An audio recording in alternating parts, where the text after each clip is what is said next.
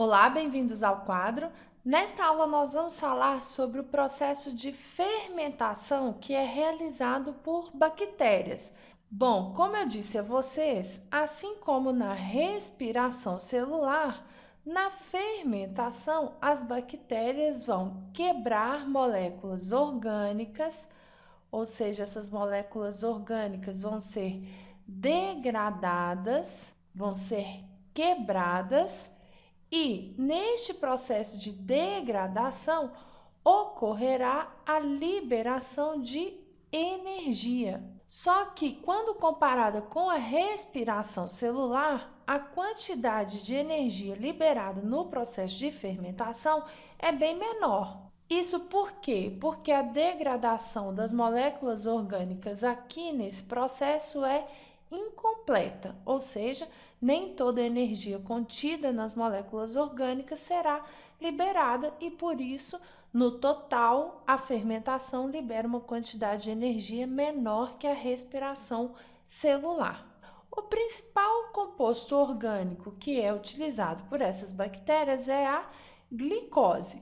A glicose, vocês sabem, é composta por 6 átomos de carbono. Cada bolinha dessa aqui representa um átomo de carbono.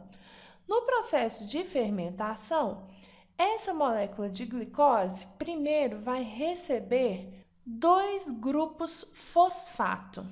Nesses grupos fosfato, na verdade, nesta ligação que une esses grupos à cadeia carbônica, há uma grande quantidade de energia, ok?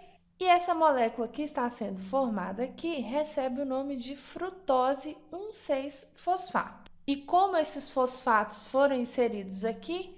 Bom, pela quebra de moléculas de ATP. 2 moléculas de ATP serão quebradas, fornecendo o fosfato, um fosfato para cada ponta da molécula, e serão liberadas moléculas de ADP. Vamos lembrar que o ATP é a moeda energética, muito utilizada em várias reações metabólicas de diversos organismos. Continuando, após receber esse fosfato, essa molécula vai ser repartida em 2 moléculas menores.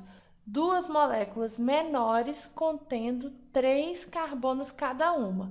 E além dos 3 carbonos também 2 grupos fosfato, cada uma dessas novas moléculas formadas, ok? E esses fosfatos são acrescentados aqui no meio do processo. Logo em seguida, essas moléculas vão perder os fosfatos e aí nós teremos 2 moléculas muito importantes, contendo 3 carbonos cada uma, que são as moléculas de ácido pirúvico. O que aconteceu durante esse processo foi que 2 moléculas de ADP capturaram os fosfatos de uma molécula, e aí foram formadas 2 moléculas de ATP, e para a segunda molécula a mesma coisa, 2 moléculas de ADP capturaram os fosfatos da molécula, e aí foram formados 2 ATPs. Então, olha só, em todo esse processo, nós temos inicialmente o consumo de 2 ATPs, 2 moedas energéticas, e nós temos a formação de 4 moléculas de ATPs. Logo, o saldo energético da fermentação é igual a 2 ATPs. Por quê? Eu produzi 4, mas eu consumi 2, e o saldo é igual à quantidade produzida menos a quantidade utilizada. Saldo, então, de 2 ATP somente. Esse é o saldo energético da fermentação, que é bem menor que o saldo energético da respiração celular. E esse ácido pirúvico? Esse ácido pirúvico pode ser transformado em diversos tipos de substâncias, dependendo da bactéria. Então, por exemplo, esse ácido pirúvico pode ser transformado em ácido lático. Bactérias dos gêneros Streptococcus, Lactobacillus, bacilos são bactérias que realizam esse procedimento de transformar o ácido pirúvico em ácido lático.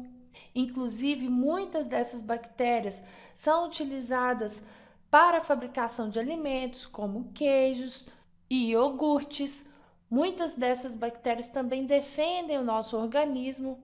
Bactérias que estão presentes, por exemplo, na nossa boca, produzem ácido lático e esse ácido lático que é produzido por elas impede o desenvolvimento de outros tipos de bactérias, bactérias que poderiam inclusive nos causar doenças.